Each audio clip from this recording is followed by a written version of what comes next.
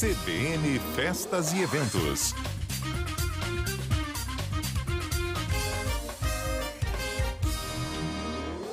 CBN Festas e Eventos Interview. Apresentação: José Marques. Bom dia, bom dia. Está começando mais um CBN Festas e Eventos. Eu sou José Marques e estamos ao vivo também no Facebook e no YouTube, na rádio, @CBNCG Oficial. E lembrando que essa entrevista será veiculada também no canal 4 da NET, no canal do Festas e Eventos. E meu convidado de hoje é o empresário Rogério Lacerda, um homem que tem uma história de superação de vida muito legal e que você vai ouvi-la hoje aqui. Meu jovem, muito prazer em recebê-lo aqui. Vou chamar você de Roger, né? Sim, é o nome, é o apelido que o pessoal mais conhece, né? Roger. Roger. Queria que você me contasse um pouquinho da sua história, Roger. De onde você é? Eu sou de Londrina, Paraná. Venho de uma família bem humilde. Meu pai, motorista de uma empresa de ônibus. Minha mãe, dona do lar. E eu tive que começar a trabalhar muito cedo. 8 anos apenas, vender coxinha no bairro da Vila Casone, em Londrina.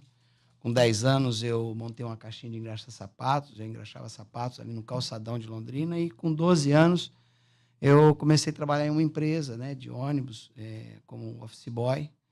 E fazia bicos também em restaurante, como garçom, como copeiro, porque eu tinha um sonho, um desejo, né? Todo mundo tem sonhos, né? Sim. Eu tinha um sonho, meu sonho com apenas 12 anos era ter uma motocicleta. Então, com apenas 12 anos, eu comprei minha primeira motocicleta. Com quantos anos? Com 12 anos. É mesmo? Eu comprei uma Yamaha cinquentinha e aí eu não parei mais. Sempre tive muitas De motocicletas. onde surgiu esse sonho, Roger? Meu pai tinha uma lambreta. Então, toda a paixão por duas rodas, ela vem desde a minha infância, né? Meu pai... Você andou muito na lambreta do seu pai lá? Meu pai, eu tinha 8 anos, meu pai me colocava na lambreta, ele pulava da garupa, eu dava uma volta na quadra sozinho, eu não alcançava... Você ficava de pezinho na lambreta, não? De pé, naquele corredorzinho, naquele espacinho ali, né? Isso. Eu não alcançava nem o pé para parar a lambreta e nem o assento, né? E era engraçado, meu pai... Ele vinha correndo atrás, ele pulava na garupa e dominava ali a lambreta. Isso por muitas e muitas vezes, né? Então, com 12 anos, você teve sua primeira moto. Com 12 anos, minha primeira motocicleta. Tá. E me conta um pouco mais. Porque vocês vão entender aonde foi chegar tudo isso. O tempo passou, né? Eu, com 18 anos, eu consegui ter já um imóvel no meu nome. Sempre fui muito esforçado, dedicado, um objetivo na vida. Eu lembro-me que na época eu tinha um Santana Quantum, um Jeep sem capota, que eu gostava de fazer os esportes radicais aí, e tinha uma 750 Ford. Isso com apenas 18 anos. Conheci a minha esposa, nós nos casamos, e eu lembro que eu tive que vender a maioria desses bens e começar lá de baixo. Montei uma borracharia bem pequenininha, um espaço de 4 Você metros. Vendeu para casar? Vendi para casar. Pô, é legal que você trocou as coisas materiais por um amor. Porque tem aquele ditado de quem casa, quer casa, né? Então eu tive que investir aí nos jogos de quarto, cozinha e tal. Eu lembro que eu devia vender minhas relíquias, um Fusquinha 66 que eu tinha, era uma relíquia, custou um jogo de quarto, né? Mas eu queria constituir uma família, então... começamos, né, bem pequenininho aí, como eu disse, né, uma borracharia, um espaço de 4x4 mais ou menos, e a vida seguiu. Fui me tornando um próspero empresário em Londrina, e em 2008, já com alguns imóveis, a sede da Roger Pneus própria, já uma loja muito grande, né, eu comecei a fazer parte de um motoclube bem conhecido. Aí que vai acontecer um fato que vai mudar a sua vida. Começa a minha história. Então conta ela. Com esse conhecimento, conhecendo esse motoclube aí, eu comecei a fazer parte, né? E eu sempre fui um pai muito presente na vida dos meus filhos, na vida da minha esposa, e eu comecei a dedicar muito aos meus amigos. Eu queria estar sempre envolvido com eles, fazendo os passeios e tal. E eu passei a fazer coisas que eu não fazia, sabe? Eu me tornei um mau exemplo de esposo, um mau exemplo de pai, né? Meus filhos jogavam futebol, eu estava sempre acompanhando eles nos eventos, nos campeonatos, e E quando eu me envolvi com esse pessoal, eu comecei a deixar a desejar em muita coisa em Começou a casa. ficar mais egoísta, Eu me tornei, pensando mais em você. eu me tornei uma pessoa arrogante, uma pessoa consumista, uma pessoa insuportável. Então, eu creio que foi quando Deus puxou meu tapete, né? Ele fez Era um clube de motociclistas, isso? Era um clube era um clube de motociclista, né? Porém, eu não culpo esses motociclistas, porque eu tinha um livre-arbítrio, né? Então, eu comecei a fazer consumo de bebidas e fazer mudar meu comportamento, ter umas atitudes diferentes, né? E isso foi mudando. E interessante que antes de acontecer tudo isso aí, a minha sogra, uma pessoa que me incentivou a comprar uma motocicleta, uma pessoa bem presente na minha vida, ela passou por um momento muito difícil. Ela descobriu um câncer, né? Isso 2 meses antes do meu acidente. E ela foi desenganada pelos médicos. Somente um transplante de medula poderia dar uma esperança para ela. Então, eu tive que levar ela até São Paulo, e lá eu consegui um alojamento para que ela ficasse. E lá em São Paulo eu comprei um capacete, que eu nunca tive um capacete tão bom igual o que eu comprei, um AGV italiano.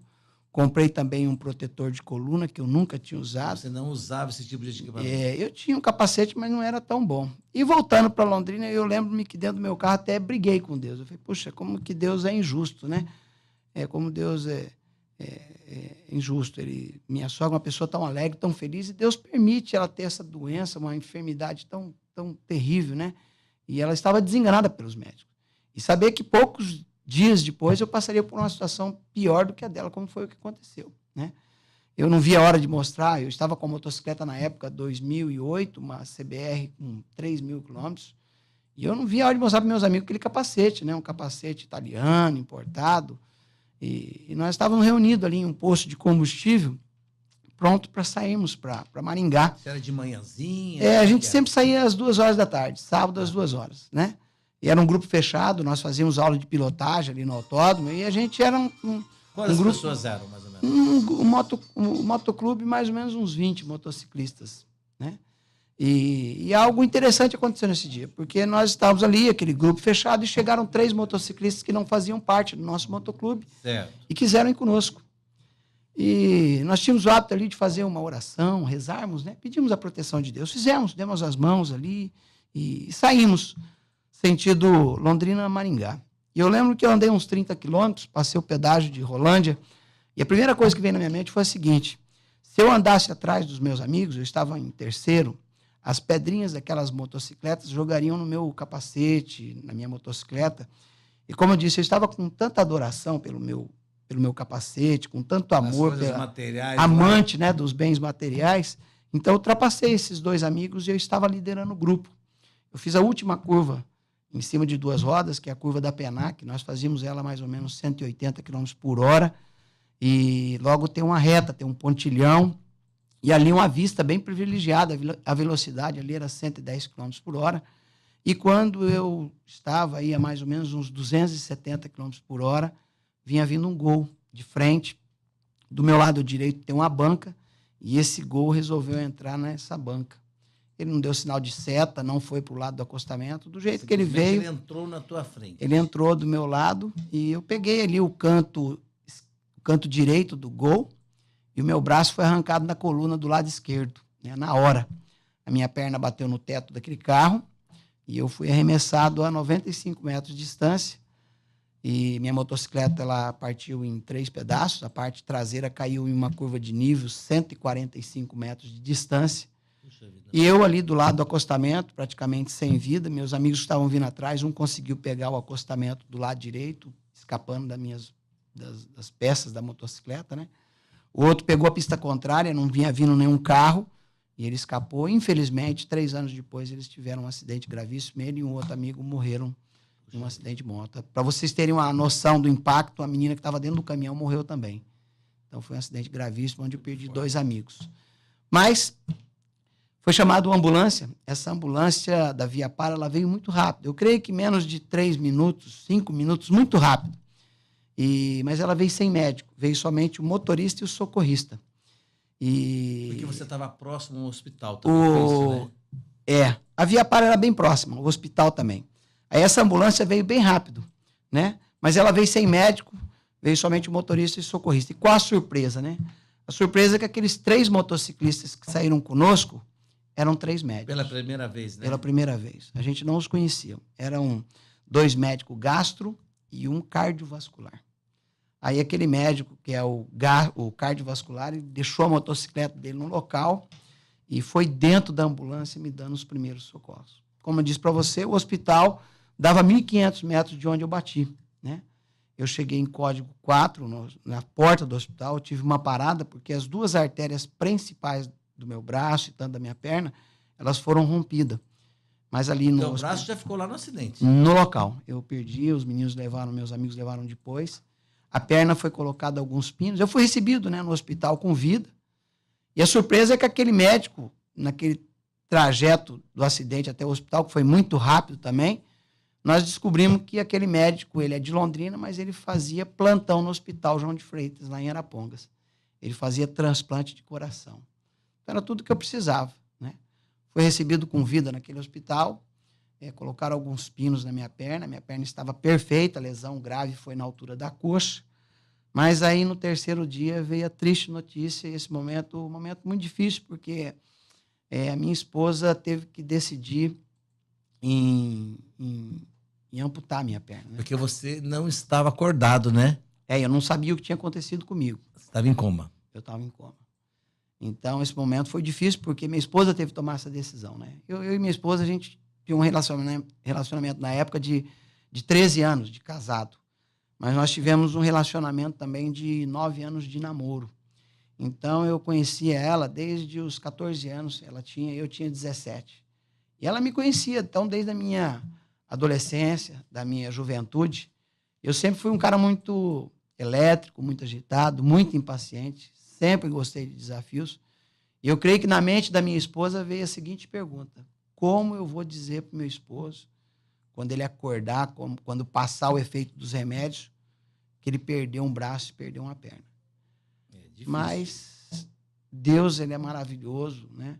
Ele preparou o coração dos meus filhos, preparou o coração da minha esposa, e por mim ele fez muito mais. Trocou aquele coração de pedra, daquele cara infiel, uma pessoa totalmente arrogante, por um coração novinho.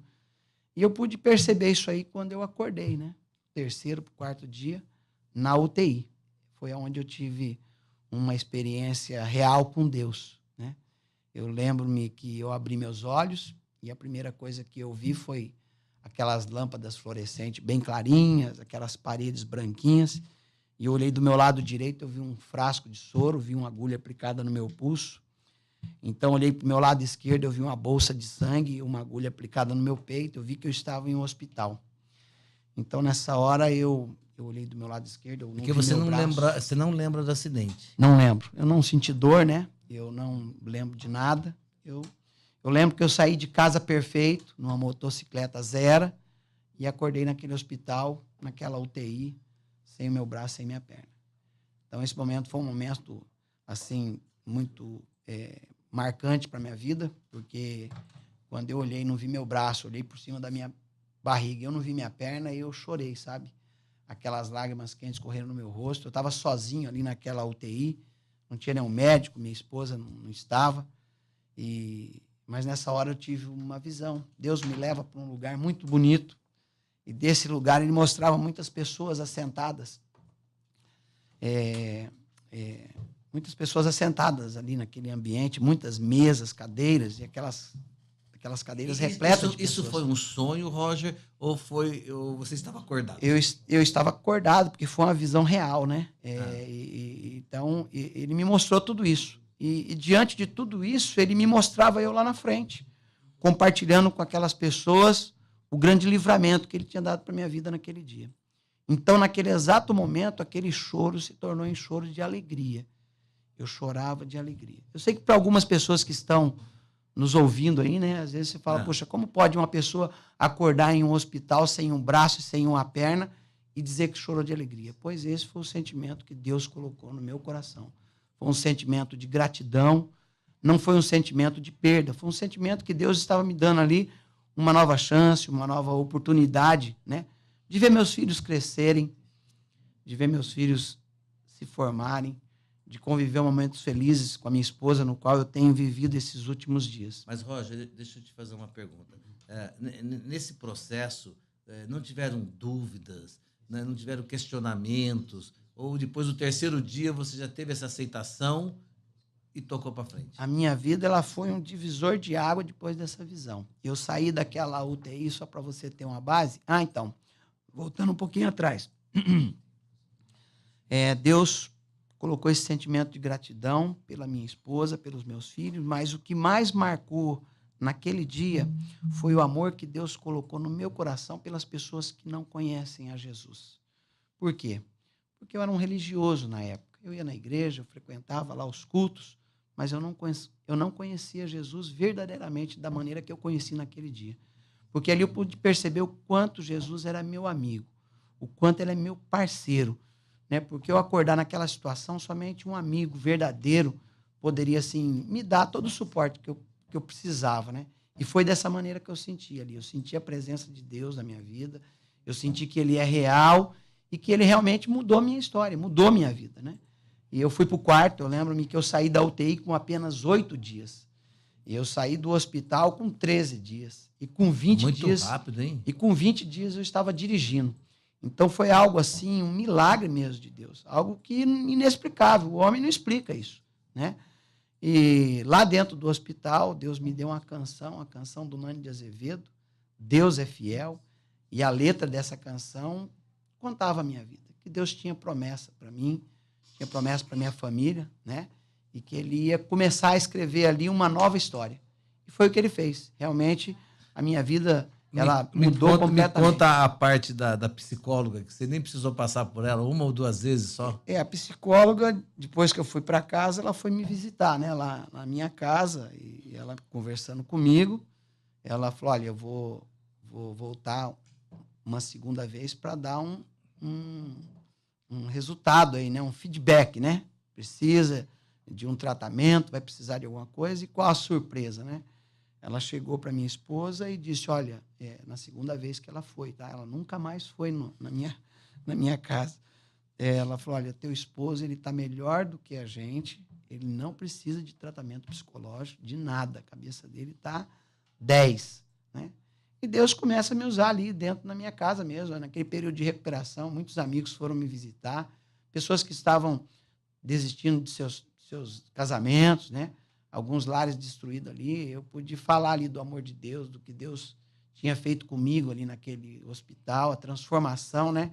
E através desse testemunho, dessa mensagem, muitos conseguiram ter seus casamentos restaurados. E eu dou graças a Deus por isso.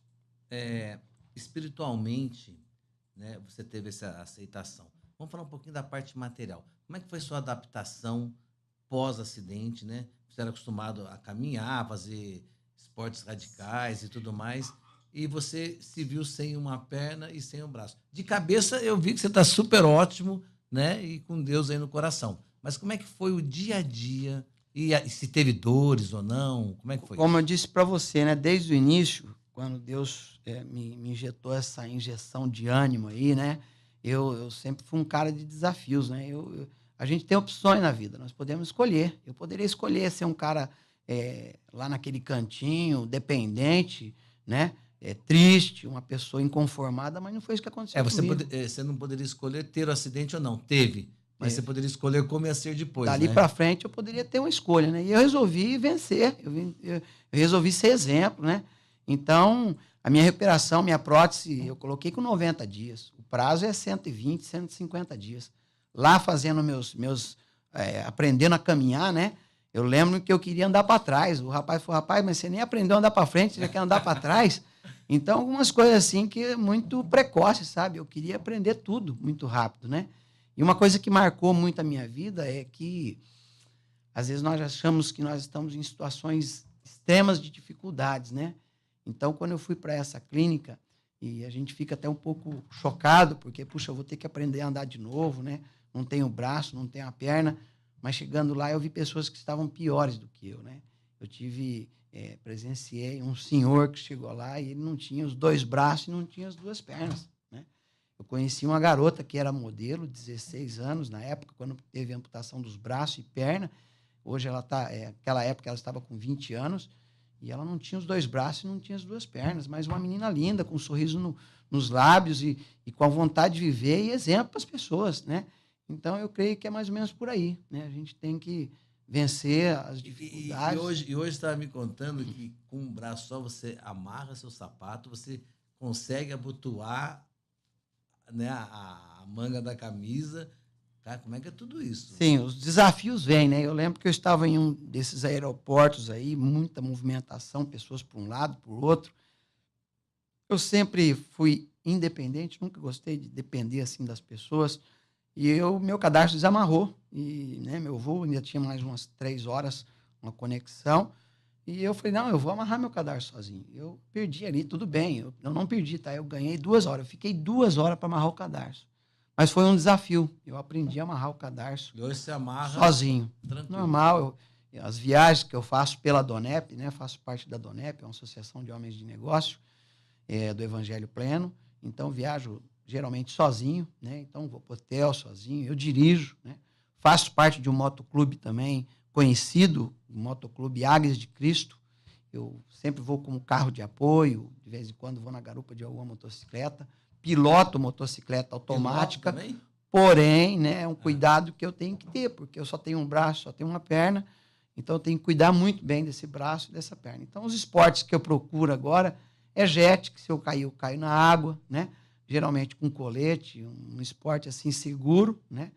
Então, é mais ou menos por aí. Os desafios não param. Ô, Roger, e como é que é? Você se vira bem, né? Como se tivesse o braço e a perna, mas as pessoas, quando olham para você, querem ajudar, ficam... Como é que você lida com isso? Sim, as pessoas sempre querem me ajudar e eu assim, naturalmente, nunca desfaço, né? Eu aceito. Porém, eu sou uma pessoa totalmente independente. Eu me viro sozinho, né? Como disse, eu viajo também de carro sozinho. Na minha empresa, eu trabalho quando eu não estou em viagem, né? Eu estou trabalhando na minha empresa, o período integral, eu trabalho de manhã, cedo, até às 18 horas. Tenho minhas reuniões também, semanais, lá da DONEP, do Águias de Cristo. Então, a gente está trabalhando bastante, né? Produzindo. E hoje, né, você está falando que faz parte da DONEP, você viaja o Brasil todo, né, para compartilhar essa história. Isso. Né? Você teve ontem um jantar aqui em Campo Grande e parece que essa noite está indo para Maracaju, é isso? Isso. Hoje faremos um jantar lá em Maracaju. E a minha história ela foi bem longe, né? Eu tive a oportunidade de ir para os Estados Unidos, nós fizemos 3 jantares da DONEP lá, e tive a oportunidade de ir para o Paraguai também, algumas cidades lá no Paraguai. Então, eu tenho um material que eu sempre distribuo nas viagens que eu levo. Esse material, fiz ele em português, em inglês, espanhol. Ali conta todo um resumo, né, da minha trajetória de vida, né? O que Deus fez na minha vida, a transformação que Jesus fez na minha vida. Isso é maravilhoso. E isso já tem quanto tempo? Tem já 11 anos. 11 anos. 11 anos. É um bom tempo. E você se resolveu rapidamente. Hoje, sua família, tudo normal, tudo tranquilo? Hoje eu tenho uma vida normal, minha família... Do jeito que você passa, parece que é melhor do que antes. Sim, como eu disse para você, assim, a minha transformação de vida foi tremenda. E como eu disse, né, foi no meu lar, né? Meus filhos aceitaram normal, né? Então, é maravilhoso. Tenho um relacionamento muito bom com minha esposa, meus filhos. Eles trabalham comigo na minha empresa, né? Então, Deus fez um trabalho completo na minha vida. E você acredita que cada pessoa tem uma missão aqui nessa terra? Aqui não? Eu creio que cada um de nós temos algo para cumprir, né? O mundo, ele carece demais de amor, né? Hoje falta muito amor no coração das pessoas. As pessoas estão muito egoístas, né? Pensam somente em si. E nós poderíamos viver num mundo melhor quando as pessoas se preocupassem com as outras, né? Tivesse mais tempo para conversar, para poder ouvir, né, as outras pessoas. Então, por onde eu tenho passado, eu creio que cada um tem uma semente para plantar, né? E cada um que planta semente boa vai colher bons frutos, né? Eu tenho colhido bons frutos, porque eu tenho plantado sementes boas aonde eu tenho ido. Isso é muito bom. Mas é que é inerente do ser humano, né? Essa coisa da soberba, da arrogância, né? Da apego aos bens materiais. Parece que é uma coisa que está dentro da gente e que a gente precisa trabalhar isso para ir lapidando para, né? E você ajuda nisso, com a sua Sim, experiência. com certeza. Eu passo essa experiência de vida, né? O amor de Jesus pelas pessoas, né? Que existe um Deus, Ele nos ama, Ele tem promessa para cada um, né? Mas basta a gente abrir o nosso coração para Ele e aceitar, né? E querer mudar, né? E Jesus, Ele transforma a vida, Ele restaura relacionamento de pais com os filhos, Ele restaura relacionamento de esposo com esposa, né? Eu creio nisso, né? Então a minha vida hoje ela foi totalmente transformada por Jesus, né? E hoje você compartilha essas experiências suas na Adonep. Queria que a gente está indo para o final do programa, só que você falasse um pouquinho sobre a Adonep. Bom, a Adonep, ela não tem vínculo nenhum com igreja, né? Como eu disse, é uma associação de homens de negócio. Nós fazemos jantares em restaurantes, né? Em hotéis. E o intuito desses jantares é falar do amor de Deus pelas pessoas, né? É passar ali um testemunho de vida, né? Em várias áreas, né? Em uma pessoa que superou numa crise financeira, uma pessoa que superou numa crise de casamento, né? E a Adonep, ela visa isso aí, é ajudar as pessoas. Maravilha. Roger, vou agradecer sua entrevista, então, desejar mais sucesso ainda na sua vida, tá? E que você continue compartilhando essa história, inspirando outras pessoas, né? Que esse mundo nosso tem solução. Com certeza. Grande abraço, eu vou ficando por aqui, volto num próximo interview do Festas e Eventos aqui na CBN sábado que vem. Até lá,